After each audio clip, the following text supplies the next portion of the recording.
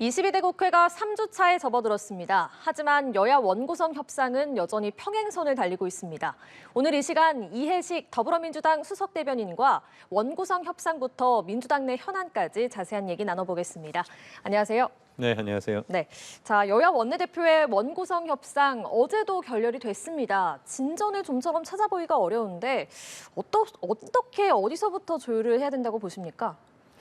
네, 지금 국민의힘은 이제 관례가 중요하다 이렇게 얘기하고 있고 저희 민주당은 이제 법대로 해야 된다 이렇게 해서 지금 늦지 않게 11개 상임위원회 민주당 몫에 대해서는 다 선출을 끝냈습니다.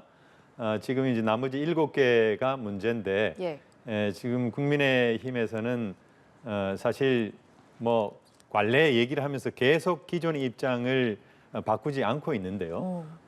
관례가 중요하지만 그것보다 더 중요한 것은 법을 지키는 것이고 또 사실 법보다 더 중요한 것은 총선 민의를 받드는 거라고 생각합니다. 윤석열 정권이 이 국정 기조를 바꾸지 않고 계속 독주하고 있는 상황에서 국민들이 총선에서 혹독하게 윤석열 정권을 심판했음에도 불구하고 그런 기조의 변함이 없기 때문에 입법부라도 민주당 중심으로 한번 해보라라고 하는 것이 민심이어서 민주당의 입장은 결국 국민들의 민의를 받드는 것이기 때문에 바뀔 그런 상황이 아닌 것 같습니다. 제가 볼 때는 나머지 7개 뭐 국방 또는 외교 그리고 뭐 정무위원회라든가 이런 여당이 해야 될 굉장히 중요한 상임위를 남겨놨기 때문에 그 7개를 받고 국회를 하루빨리 정상화시키는 게 국민의힘의 어떤 이득이고 또 뭐 국민의 뜻을 받드는 게 아니겠는가 그런 생각을 하게 됩니다. 제가 국민의힘 입장을 대신 좀 말씀을 드리면요. 앞서 말씀하신 관례가 중요하다 이런 입장도 있고 또 법사위만 넘겨주면 다른 상임위는 양보하겠다. 민주당이 이재명 대표의 사법 리스크를 방어하기 위해서 법사위를 가지려는 거다 이렇게 주장을 하는데 어떤 말씀 주시겠습니까? 법사위는 사실 그 지난 21대 때 김도우 위원장이 거의 뭐 입법 방해라고 할 수준까지 이르렀던 거거든요. 국민들이 너무나 잘 알고 있는 상황이기 때문에 그것을 예로 드는 것은 억지이고요. 그리고 지난 21대 법안 통과율이 36%밖에 안 됐잖아요. 역대 최저입니다. 그래서 결국 생산적인 국회, 일하는 국회가 되기 위해서는 법사위를 민주당이 갖고 오는 거, 그것은 거역할 수 없는 흐름이다 이렇게 생각합니다. 알겠습니다. 우원식 국회의장이 6월 의사 일정을 지키겠다고 했고 그렇다면 다음 주 대정부 질문과 교섭단체 대표 연설을 하기 위해서는 사실상 이번 주를 마지노선으로 정한 거다 이런 해석이 나옵니다. 자 그렇다면 이번 주까지 협상이 안 되면 민주당이 18개 상임위원장 모두를 독식하게 되는 겁니까?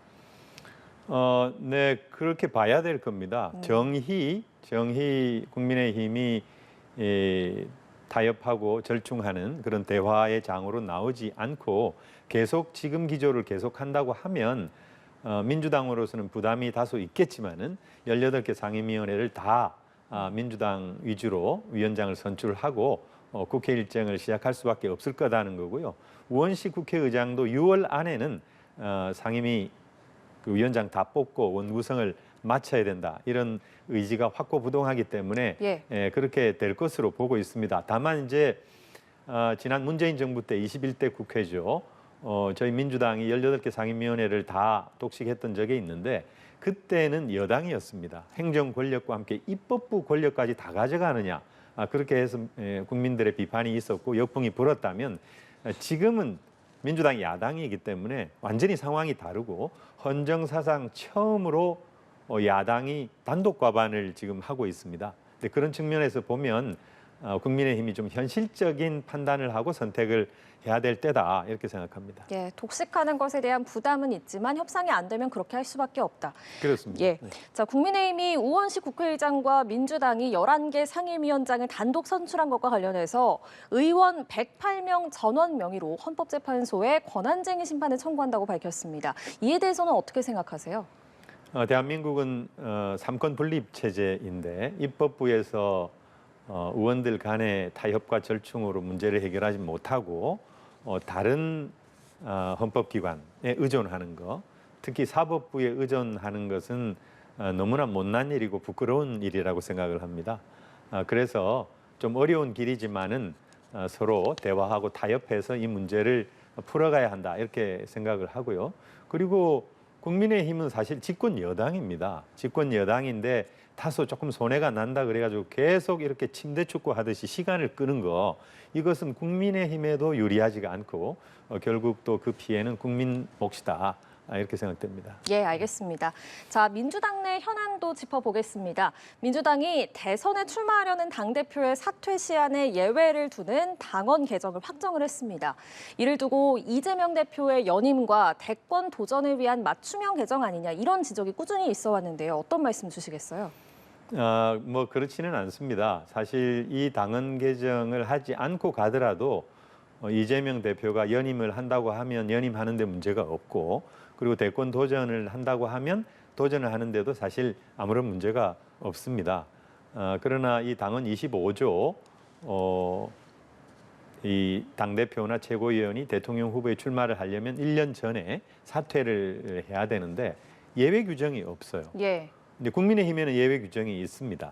그런데 이렇게 특별하고 상당한 이유가 있을 때는 당무위원회 의결로 달리 정할 수 있다라고 하는 이번에 예외 규정을 둔 건데 이 예외 규정은 대통령 후보자 선출 규정에도 있습니다. 저희 당의 당헌을 보면은 대통령 후보자 선출할 때는 선거일 전 180일까지 그러니까 6개월 전까지 선출하게 돼 있는데 이런 경우에도 상당한 이유가 있을 때에는 당무위원회 의결로 달리 정할 수 있다라고 하는 예외 조항이 있습니다. 그래서 이번에 이렇게 당대표 최고위원회 사퇴와 관련해서도 예외 조항을 둠으로써 그 조항의 어떤 완결성을 높이고자 하는 건데 이게 아무래도 이제 이재명 대표와 관련돼 있는 직결돼 있는 조항이다 보니까 너무 과하게 주목을 받았고 그렇기 때문에 어떤 정치적인 해석을 낳았기 때문에 그런 게 아닌가 생각이 됩니다. 그래서 어떤 뭐 헌정 중단 사태라든가 어떤 천재지변과 같은 이런 큰 사태가 아니면 적어도 지금 스케줄대로 가면 이재명 대표가 대표를 연임한다라고 하는 전제하에 2026년 3월이면 당대표직을 사퇴하는 것은 틀림없다 이런 말씀을 드리고 싶습니다. 예. 자, 최근에 이재명 대표의 사법 리스크가 다시 불거지면서 이재명 대표가 내놓는 메시지가 민생에서 검찰 수사로 향하고 있다. 그래서 종부세나 상속세 같은 경제 현안 논의가 좀 뒷전으로 밀리는 거 아니냐 이런 우려도 있는데요. 뭐 민주당과 이재명 대표의 이런 메시지의 기조를 보면은 항상 투 트랙, 이 개혁과 민생이라고 하는 투 트랙이었습니다. 뭐 현안 특히 이제 저희 민주당은 이 특검 사국조라고 하는 것을 이제 지금 그 필두로 정치적인 현안에 대해서는 아주 부지런히 이렇게 나아가고 있는데 뭐 최상병 특검 또 김건희 특검 또 국정조사는 최상병 국조 양평고속도로 국조 그리고 방송장악 국조 유전개발 국조 이런 어떤 개혁과 관련된 메시지는 꾸준히 내면서도 한편으로는 민생과 관련해서 이런 메시지를 빠뜨려 본 적이 없습니다. 특히 기억하시겠습니다마는 연금 개혁과 관련해서도 소득 대체율 44% 국민의힘 주장을 그대로 받은 겁니다. 그렇게 해서 이번에는 이런 모수 개혁은 좀 끝내고 가자 이렇게 제안을 사실 하지 않았습니까? 그리고 민생회복지원금 같은 경우에도 정부나 또는 국민의힘에서 차등 지급이나 이런 선별 지급이 옳다라고 했을 때 이재명 대표가 그걸 또 받았습니다. 그리고 인구 대응 기획부 만든다고 했을 때 정부 조직법 뭐 바꾸자 이렇게 흔쾌히 받아들였고 또 여야정 협의체 제안하기도 했고 이 민생과 관련해서는 굉장히 지금 유연한 태도로 나아가고 있고 지금 또 민생이 너무나 어렵지 않습니까? 소상공인 자영업자들의 폐업률이 역대 최대이고 가계부채가 최대입니다. 또 대출금 이자액도 지금 최대고 연체율도 최대입니다.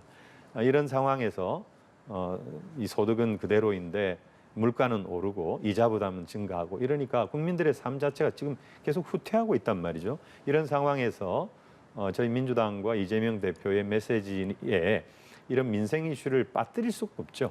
가장 중요한 뭐 기조이고 또 이것은 뭐 여러 가지 지금 뭐 사법 리스크다 어쨌다 해서 정치적으로 이렇게 과하게 부각된 측면이 있는데 이런 민생 기조라고 하는 것은 흐트러질 수 없는 저희 민주당의 기조다 이런 말씀 드립니다. 알겠습니다. 이재명 대표의 사법 리스크와 관련해서 어제 국민의힘 박정훈 의원이 결정적 증거라면서 통화 녹음 파일을 공개했습니다. 어떻게 들으셨는지도 궁금하고요. 또 민주당에서는 이게 출처가 검찰이 아니냐 이렇게 의심을 했는데 검찰은 입장문을 내고 관련성이 없다고 부인을 했습니다. 이 부분은 어떤 말씀 주시겠습니까? 검찰의 얘기를 참 믿기가 어렵고요. 그리고 또 박정훈 의원은 모 언론사의 앵커 출신이시던데 검언유착이라고 하는 것이 어제 오늘 일 아니고 또 이번 경우에 검찰이 압수수색해서 확보한 증거인데 이것이 박정훈 의원의 손에 들어갔다라고 하는 것이 선뜻 이렇게 믿겨지지가 않는 거죠. 그리고 제가 그 녹취를 한번 들어봤습니다. 그런데 뭐 들어보시면 다 아시겠습니다만은 그야말로 오래된 일이고 그래서 기억이 잘 안 날 수가 있다. 이게 나를 공경에 처하기 위해서 나를 타깃으로 만들어서 한 거기 때문에 뭐 이렇게 그 변론 요지서 같은 것도 보내줄 테니까 한번 잘 보고 기억을 상기를 해서 잘 떠올려 가지고 사실을 있는 그대로 좀 말해달라. 그게 어떤 요지였어요. 그 제가 그 녹취를 듣고 저도 참 웃음이 나오더라고요. 이게 정말 뭔가 결정적인 증거다 이러면서 박정훈 의원이 이렇게 그 뭐 기자회견도 하시고 했는데 제가 보기에는 어떤 뭐 국면 전환까지를 생각한 것 같지는 않은데 아무래도 박정훈 의원께서 최근에 국민의힘 전당대회에서 최고위원 출마도 뭐 예정하고 있고 그렇게 거론되고 있기 때문에 뭔가 노이즈 마케팅 한번 해보려고 한 것 같은데 실제 내용을 제가 한번 들어보니까 전혀 그런 내용은 아니었다. 오히려 그 바이든 날리면 생각이 나더라고요. 어떻게 똑같은 내용인데 다르게 들을까? 어떤 확증 편향에 의해서 이재명 대표 뭐 죽이기라 그럴까? 그런 프레임에 너무 이렇게 매몰돼 있다 보니까 그 내용도 마치 무슨 문제가 있는 것처럼 들리는 게 아닌가 그런 생각을 했습니다. 예, 알겠습니다. 자, 지금까지 이해식 더불어민주당 수석 대변인과 여러 이야기 나눠봤습니다. 오늘 말씀 네, 고맙습니다. 감사합니다.